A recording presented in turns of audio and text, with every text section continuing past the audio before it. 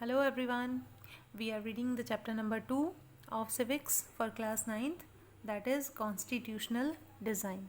तो इस चैप्टर में हम पढ़ेंगे, ओवरव्यू रीड करते हैं पहले इसका. We noted in the previous chapter that in democracy the rulers are not free to do what they like. There are certain basic rules that citizens and the government have to follow. तो हमने previous chapter में read किया था कि जो democracy है उसमें कुछ सर्टेन बेसिक रूल्स होते हैं जो हमें फॉलो करने होते हैं, जो कि सिटीजन्स को और गवर्नमेंट को फॉलो करने होते हैं. तो इन रूल्स के बेसिस पे ही कोई डेमोक्रेसी चल सकती है. All such rules together are called constitution. और ये जो रूल्स होते हैं इनको हम इकट्ठा मिलकर क्या कह सकते हैं? Constitution. As a supreme law of the country the constitution determines the right of citizens. तो डेमोक्रेसी में ये बहुत इम्पॉर्टेंट है कॉन्स्टिट्यूशन, क्योंकि कॉन्स्टिट्यूशन से ही हमें सिटीजन्स के जो राइट्स हैं वो पता चलते हैं. As the supreme law of the country the constitution determine the right of citizens, the power of government and how the government should function. हमारी गवर्नमेंट कैसे काम करेगी, हमारी गवर्नमेंट की पावर्स क्या क्या हैं, हमारे राइट्स क्या क्या हैं जो गवर्नमेंट को देने चाहिए, वो सारी चीज़ें कहाँ से पता चलती हैं हमें? कॉन्स्टिट्यूशन से. तो इसीलिए कॉन्स्टिट्यूशन किसी भी कंट्री के लिए बहुत ज़रूरी है, क्योंकि ये उस कंट्री के रूल्स एंड रेगुलेशन को बताता है. In this chapter we ask some basic question about the constitutional design of democracy.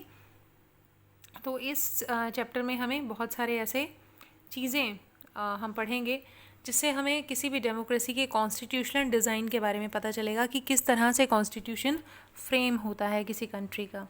Y do we need constitution, हमें ज़रूरत क्यों है कॉन्स्टिट्यूशन की? सबसे पहली बात, how are the constitution drawn up, किस तरह से लाया जाता है एग्जिस्टेंस में constitution, who design them and in what way, किस तरह से डिज़ाइन होता है और किस तरह से.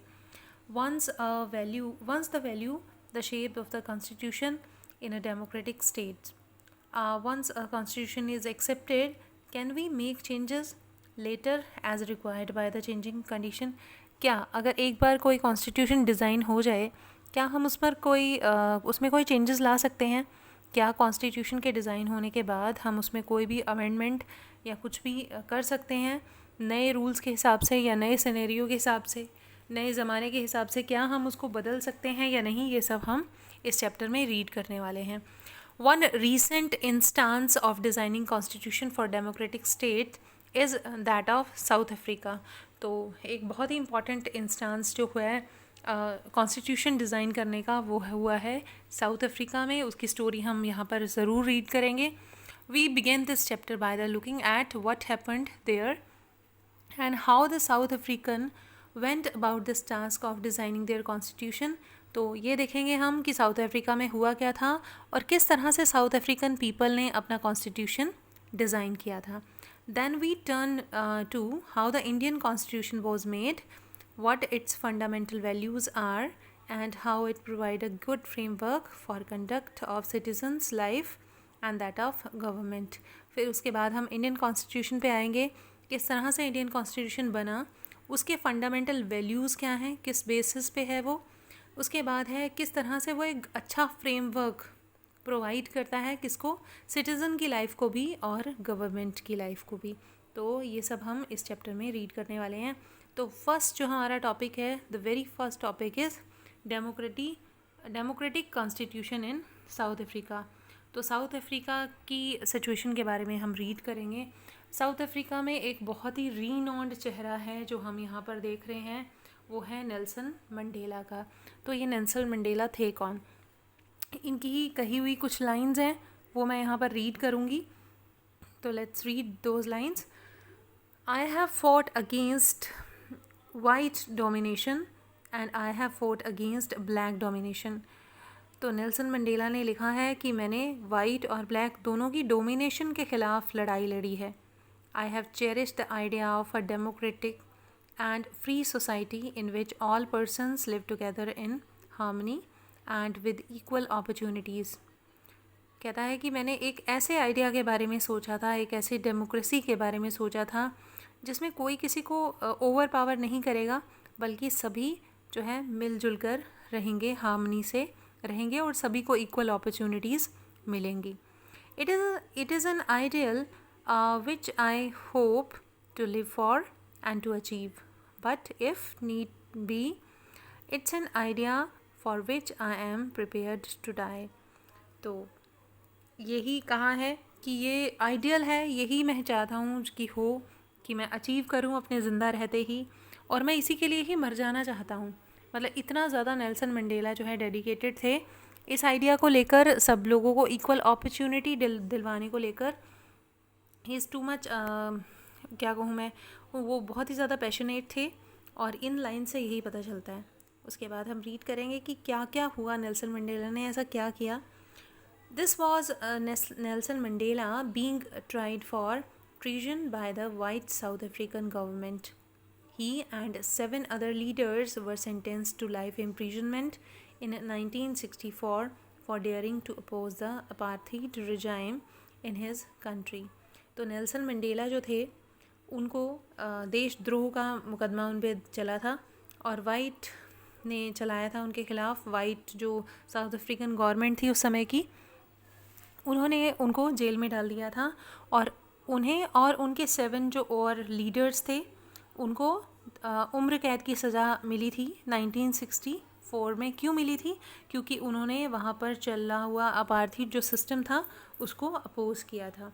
ही spend the next 28 years in South Africa's most dreaded prison, Robben island. तो रोबन आइलैंड जेल का नाम है जहाँ पर नेल्सन मंडेला ने अपनी ज़िंदगी के 28 साल गुजारे, यानी लाइफ इम्प्रिजनमेंट उनको मिल गई थी, और 28 साल वो जेल में रहे। किसके लिए जेल में रहे? क्योंकि उन्होंने अपार्थाइड को अपोज़ किया था। और कौन सी जेल में रहे? रोबन आइलैंड में, जो कि साउथ अफ्रीका की सबसे ख़तरनाक जेल है। तो आगे हम पढ़ेंगे स्ट्रगल अगेंस्ट अपार्थाइड, सब टॉपिक है इसी का। Apartheid was a name of a system of racial discrimination unique to South Africa. तो कौन सा सिस्टम था अपार्थाइड? रेशियल डिस्क्रिमिनेशन का सिस्टम था, और कहाँ था ये सिस्टम? साउथ अफ्रीका में। तो इस सिस्टम के बारे में हम रीड करेंगे। हाँ, तो अपार्थाइड क्या था? रेशियल डिस्क्रिमिनेशन का एक सिस्टम था, और इसकी डेफिनेशन भी आपको आ जाएगी, तो आपने अच्छे से ध्यान से इसको पढ़ना है कि व्हाट इज़ अपार्थाइड। ये 1 मार्क में भी आ जाता है, और लॉन्ग क्वेश्चंस में भी आ जाता है कि अपार्थाइड क्या था। उसके आगे उसके ट्रेट्स बताओ या उसके फीचर्स बताओ। तो रेशियल डिस्क्रिमिनेशन जो हो रहा था साउथ अफ्रीका में उसको हम अपार्थाइड बोलते हैं। The white European impose this system on south Africa. तो ये कहाँ पे चला था सिस्टम?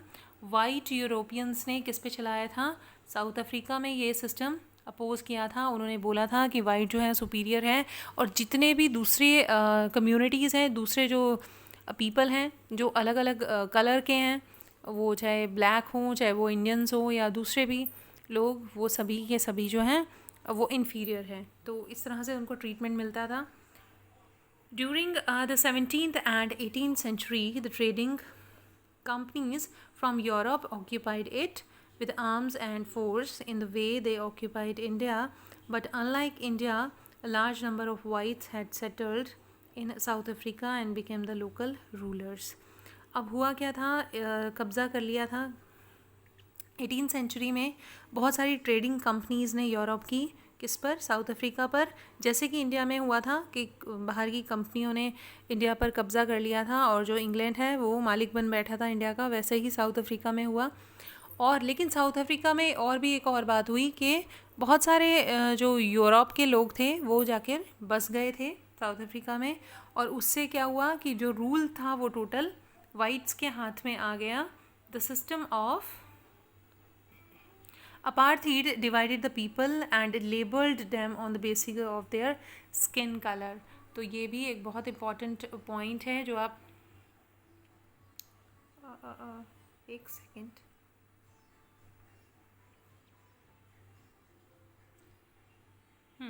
तो अपार्थाइड जो है डिवाइड करता था, ऐसा सिस्टम था जो लोगों को डिवाइड करता था। किसके बेस पर? उनके स्किन कलर के बेस पर उनको डिवाइड करता था। The native people of South Africa are black in colour. जो वहाँ के नेटिव लोग थे, यानी वहाँ पर जो रहे हुए, जो बेसिक पीढ़ियों दर पीढ़ी से वहाँ रहते आ रहे थे, उनका कलर क्या था? Black. They made up about 3/4 of the population and were called blacks. वो टोटल पॉपुलेशन का 3/4 थे और उनका स्किन कलर क्या था? Black. Beside these two groups there were people of mixed races. तो इनके अलावा भी यहाँ पे मिक्स्ड रेस के लोग भी थे जो कि साउथ अफ्रीका में रहते थे. यानी मिक्स्ड रेस यानी उनका कलर ना तो वाइट था ना पूरी तरह से ब्लैक था, मिक्स था. तो वो मिक्स रेस के लोग भी, दूसरे देशों से आए हुए लोग यहाँ पर रहते थे. Who were called coloured. और उन लोगों को क्या बोला जाता था? कलर्ड. तो यानी जो बिल्कुल वाइट थे पीपल उनको वाइट बोला जाता था. जो साउथ अफ्रीका के नेटिव जो रहने वाले थे, नेटिव पीपल थे, उनको ब्लैक बोला जाता था. और जो दूसरे देशों से आए हुए थे उनको कलर्ड बोला जाता था. And the people who migrated from India. तो ज़्यादातर वो लोग कौन थे? जो इंडिया से माइग्रेट हुए थे. The white rulers treated all non whites as inferior. जो वहाँ के वाइट रूलर्स थे वो सभी के सभी लोगों को, जो वाइट नहीं थे, उनको कैसे ट्रीट करते थे? Inferior. Treated inferiors. The non whites did not have voting rights. जो भी नॉन वाइट्स थे यानी जो लोग वाइट नहीं थे उनको कोई वोटिंग राइट उस समय नहीं था. तो ये काफ़ी सारी चीज़ें हो रही थी.